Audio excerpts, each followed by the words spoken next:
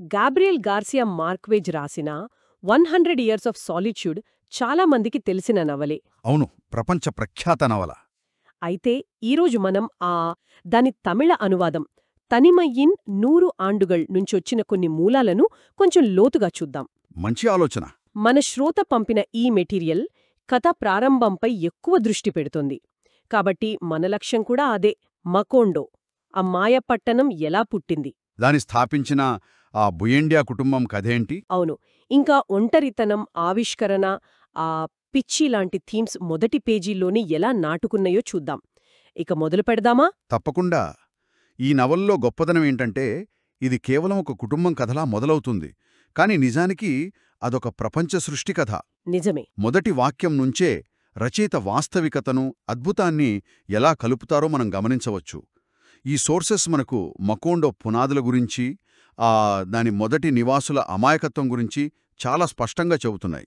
సరే, కథలోకి వెళ్తే అంతా హోసే ఆర్కాడియో బుయండియా, ఇంకా ఉర్సులా ఇగువారాంతో మొదలవుతుంది. అవును, వాళ్ళిద్దరితో. అసలు వాళ్ళు తమ సొంత ఊరు వదిలి ఎందుకు ప్రయాణం మొదలుపెట్టారు? అంటే వాళ్లనంతగా భయపెట్టిందేంటి? ఒక హత్య, ఆ తర్వాత వెంటాడిన ఒక దెయ్యం. ఓ! హోసే ఆర్కాడియో ఒక కోడిపందంలో జరిగిన గొడవలో ప్రుడెన్షియో అగిలార్ అనే వ్యక్తిని చంపేస్తాడు. సరే. ఆ తర్వాత నుంచి ప్రుడెన్షియో దెయ్యం అతన్ని వెంటాడటం మొదలుపెడుతుంది. అది మామూలు దెయ్యం కాదు. అంటే రోజూ రాత్రి వాళ్ళింట్లో తిరుగుతూ రక్తం కారుతున్న గాయంతో కనిపించి, నువ్వు నన్ను చంపావు, చూడు నేనెంత ఒంటరిగా ఉన్నానో అని ఫిర్యాదు చేస్తూ ఉంటుంది. అయ్యో, వినడానికే చాలా భయంగా ఉంది. అంటే ఆ దెయ్యం బారి నుండి తప్పించుకోవడానికే వాళ్లు ఊరు వదిలి పారిపోయారన్నమాట. ఒక రకంగా చెప్పాలంటే అవును.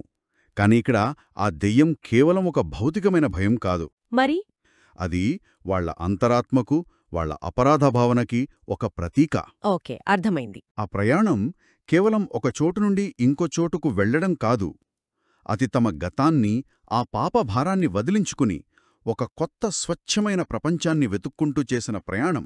అంటే మకోండో స్థాపన అనేది పాత పాపాలను కడిగేసుకుని ఒక కొత్త జీవితాన్ని ప్రారంభించడం లాంటిది అన్నమాట. ఖచ్చితంగా. నిజమే. వాళ్లు రోజుల తరబడి అడవుల్లో ప్రయాణం చేసి చివరికి ఒక నది ఒడ్డున ఆగుతారు కదా. అవును. ఆ రాత్రి హోసే ఆర్కాడియోకి ఒక కల వస్తుంది. కలలో అద్దాల గోడలతో కట్టిన ఒక పెద్ద నగరం కనిపిస్తుంది. ఆ కల నుంచి మేల్కొన్న వెంటనే అతను మనం ఇక్కడే ఉండిపోదామని ప్రకటిస్తాడు. అలా మకోండో పుట్టింది. అవును. ప్రారంభంలో ఆ ఊరు ఎలా ఉండేదంటే నది ఒడ్డున మట్టి, ఇటుకలతో కట్టిన 20 ఇళ్ళు.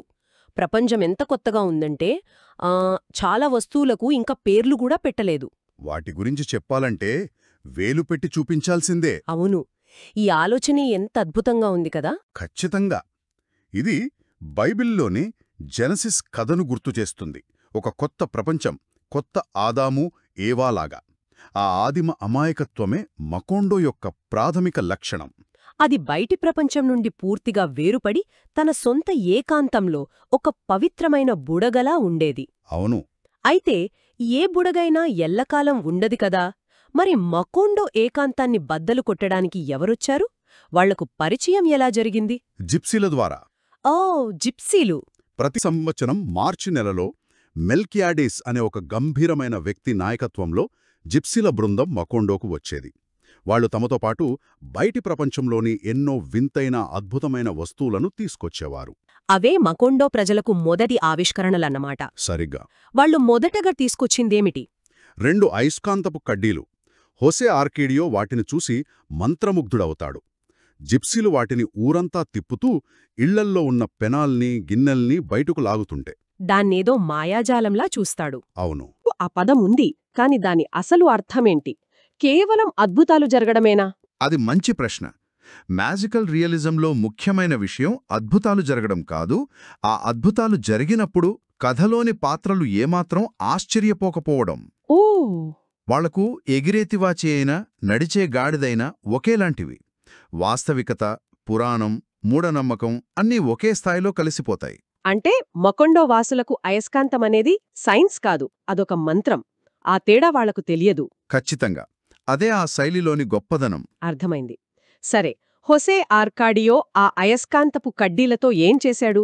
నాకు గుర్తున్నంతవరకు అతను తన మ్యూల్, కొన్ని మేకలను ఇచ్చి వాటిని కొంటాడు. అవును. ఆ తర్వాత జరిగిన సీన్ నాకు చాలా నచ్చింది. చాలా హాస్యంగా ఉంటుంది. అవును, అతను వాటిని తీసుకుని ఊరంతా తిరుగుతూ భూమిలో పాతిపెట్టిన బంగారం దానంతటదే బయటకొచ్చేస్తుందని నమ్ముతాడు. పాపం. అతనికి బంగారం దొరకలేదు కానీ శతాబ్దాల నాటి తుప్పు పట్టిన ఒక కవచం మాత్రం దొరుకుస్తుంది.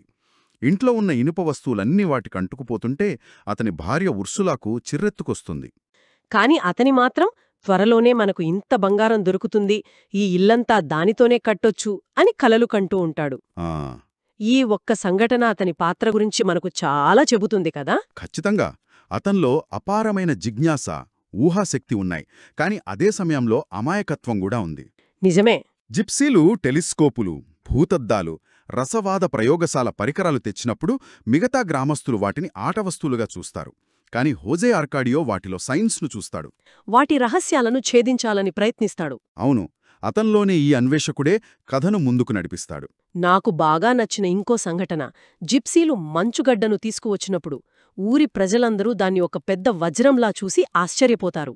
మ్మ్, హోసే ఆర్కేడియో దాని తాకి ఇది మన కాలపు గొప్ప ఆవిష్కరణ అని ఎంతో ఉత్సాహంగా అంటాడు. అతన్లో ఆ పసిపిల్లవాడిలాంటి ఆశ్చర్యం ఎప్పటికీ పోదు. నిజమే.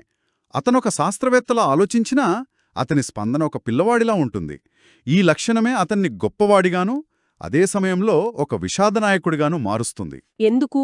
ఎందుకంటే అతని ఆశ్చర్యం, అతని జిజ్ఞాస త్వరలోనే అదుపు తప్పుతుంది. అవును, ఇక్కడ్నుంచి అతని పతనం మొదలవుతుంది. ఆ ఆసక్తి ఎప్పుడూ ఉన్మాదంగా మారుతుంది. ఆ మార్పు ఎలా మొదలవుతుంది? అతను సూర్యుడిని ఒక ఆయుధంగా ఉపయోగించవచ్చని నమ్మినప్పుడు. సూర్యుడిని ఆయుధంగానా? అవును, భూతద్దాన్ని ఉపయోగించి సూర్యరశ్మిని కేంద్రీకరించి శత్రువుల సైన్యాలను, నగరాలను తగలబెట్టవచ్చని ఒక సిద్ధాంతం చేస్తాడు. ఈ ఆలోచనను ప్రభుత్వానికి చెప్పడానికి ప్రయత్నిస్తాడు, కాని ఎవరూ అతని మాటలు పట్టించుకోరు. దాంతో అతను తీవ్ర నిరాశకు గురవుతాడు. ఇక్కడే నవల యొక్క ప్రధాన ఇతివృత్తం, ఆ ఒంటరితనం తెరపైకి వస్తుంది కదా. అతను తనను తాను ఇంటి వెనుక ఉన్న ఒక చిన్న ప్రయోగశాలలో బంధించుకుంటాడు. ఓ. అక్కడ మెల్కియాడస్ వదిలివెళ్లిన రసవాద పరికరాలతో ప్రయోగాలు మొదలుపెడతాడు. లోహాలను బంగారంగా మార్చాలని ప్రయత్నిస్తూ రోజుల తరబడి ఆ గదిలోనే ఉండిపోతాడు. కుటుంబాన్ని, ప్రపంచాన్ని పూర్తిగా మర్చిపోతాడు. అవును, పూర్తిగా. ఈ సమయంలో అతని భార్య ఉర్సులా పరిస్థితి ఏంటి? భర్త ఇలా ప్రయోగశాలలో బందీగా ఉంటే ఆమె కుటుంబాన్ని ఎలా నడుపుతుంది? ఉర్సులా దీనికి పూర్తి విరుద్ధం. ఆమె ఎంతో ఆచరణాత్మకంగా ఆలోచిస్తుంది. ప్రాక్టికల్గా ఆలోచిస్తుంది. అవును, భర్త కలల ప్రపంచంలో విహరిస్తుంటే ఆమె భూమి మీద నిలబడి వాస్తవికతను ఎదుర్కొంటుంది. కుటుంబ పోషణ కోసం చిన్న చిన్న జంతువులను, మిఠాయిలను అమ్ముతుంది. ఇంటిని, పిల్లలను చూసుకుంటుంది. భర్త పరిస్థితి చూసి అతను పిచ్చివాడైపోతున్నాడు అని బాధపడుతుంది. ఆమెకొతని పరిశోధనలు అర్థం కావు. ఆమెకు కావలసింది ప్రశాంతమైన జీవితం. అతనికి కావలసింది విశ్వరహస్యాలు. ఉర్సియా ఆ కుటుంబానికి, ఆ కథకు ఒక లంగరు లాంటిది అనమాట. ఖచ్చితంగా. హోసే ఆర్కాడియో కలలు, అన్వేషణకు ప్రతీక అయితే ఉర్సులా వాస్తవికతకు, స్థిరత్వానికి ప్రతీక. వాళ్ళిద్దరి మధ్య ఉన్న ఈ సంఘర్షణ. అవును, ఇక్కడే మనం బుయండియా కుటుంబం యొక్క అసలు విషాదాన్ని చూడొచ్చు. అతని జ్ఞానదాహం, అతని అసాధారణ ఆలోచనలే అతన్ని తన కుటుంబం నుండి, తన సమాజం నుండి వేరుచేస్తాయి. అందరి మధ్య ఉన్నా అతను ఒంటరివాడైపోతాడు. ఇది జ్ఞానం కోసం అతను చెల్లించిన వెల. సరిగ్గా చెప్పారు.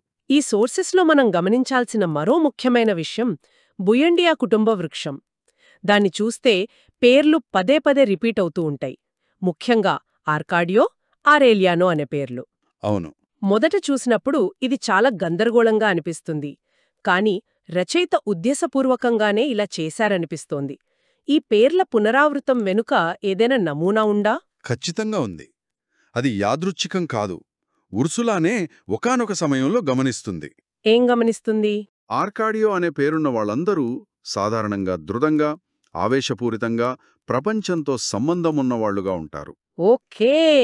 అదే ఆరేలియానో పేరున్నవాళ్లు ఏకాంతంగా, అంతర్ముఖులుగా, మేధోపరంగా ఉంటారు. వాళ్లు తమ సొంత ప్రపంచంలో బతుకుతారు. అంటే ఆ పేర్లే వాళ్ల విధిని నిర్దేశిస్తున్నాయన్నమాట. వాళ్లు తమ పూర్వీకుల లక్షణాల్నే కాదు, వాళ్ల విధిని కూడా వారసత్వంగా పొందుతున్నారని రచయిత సూచిస్తున్నాడు. అవును, ముఖ్యంగా ఆ ఒంటరితనాన్ని. అవును, ఇది ఒక విషాద చక్రం లాంటిది. హోసే ఆర్కాడియో ప్రారంభించిన ఆ ఒంటరి ప్రయాణం అతని కొడుకులు మనవళ్లలో కూడా ఏదో ఒక రూపంలో కొనసాగుతుంది. ఈ కుటుంబ వృక్షం ఒక ముఖ్యమైన ప్రశ్నను లేవనెత్తుతుంది. మనం మన గతం నుండి, మన కుటుంబ వారసత్వం నుండి నిజంగా తప్పించుకోగలమా? లేక అదే చరిత్రను పదే పదే పునరావృతం చేయడానికి మనం క్షపించబడ్డామా? కథనం ముందుకు సాగే కొద్దీ ఈ విధిచక్రం మరింత బిగుసుకుంటూ పోతోంది. అవును. కాబట్టి మనం ఈరోజు చర్చించిన విషయాలను ఒక్కసారి క్రోడీకరిస్తే, మకోండో అనే ఒక ప్రపంచం, ఒక వ్యక్తి యొక్క అపరాధ భావన, అవును. ఇంకా ఒక కల నుండి పుట్టింది. అవును. అది మొదట్లో బయటి ప్రపంచానికి సంబంధం లేని ఒక ఏకాంత స్వర్గం. అవును. ఆ తర్వాత జిప్సీల రాకతో ఆ ఏకాంతం బద్దలైంది. వాళ్లు తమతో పాటు జ్ఞానాన్ని, ఆవిష్కరణలను, అద్భుతాలను తీసుకువచ్చారు. కాని అదే జ్ఞానం, ఆ అన్వేషణ కుటుంబ స్థాపకుడైన హోసే ఆర్కాడియోను తన సొంత ఆలోచనల ప్రపంచంలో బందీని చేసింది. అతన్ని తీవ్రమైన ఒంటరితనంలోకి నెట్టివేసింది. ఇక్కడ నాకొక ఆసక్తికరమైన ఆలోచనొస్తుంది. బుయండియా కుటుంబం యొక్క ఒంటరితనం వాళ్లకొక శాపమైనే అయినా బహుశా అదొక వరం కూడానేమో. ఎలా? ఎందుకంటే ఆ ఒంటరితనం లేకపోతే వాళ్లలో అంత సృజనాత్మకత, అంత జిజ్ఞాస ఉండేవి కావేమో. సరిగ్గా పట్టుకున్నారు. అదే ఈ నవలలోని కేంద్ర వైరుధ్యం. ఓ, వాళ్ల గొప్పతనానికి, వాళ్ల సృజనాత్మకతకు కారణం ఆ ఒంటరితనమే. కాని వాళ్ల పతనానికి, వాళ్ల నాశనానికి కారణం కూడా అదే. వాళ్లను గొప్పవాళ్లలు చేసేదే వాళ్లను నాశనం చేస్తుంది. అవును, ఇది ఒక విడదీయరాని బంధం. వాళ్ళు ఆ చక్రం నుండి బయటపడలేరు. ఈ చర్చ విన్న తర్వాత మన శ్రోతలు ఆలోచించడానికి ఒక ప్రశ్నను వదిలిపెట్టాలనుకుంటున్నాను. తప్పకుండా. ఒక వ్యక్తి యొక్క వ్యక్తిగత ఉత్సుకత, అతను ఎంచుకున్న ఒంటరితనం, రాబోయే తరాల భవిష్యత్తును, ఒక మొత్తం సమాజం యొక్క విధిని ఎంత లోతుగా, ఎంత బలంగా ప్రభావితం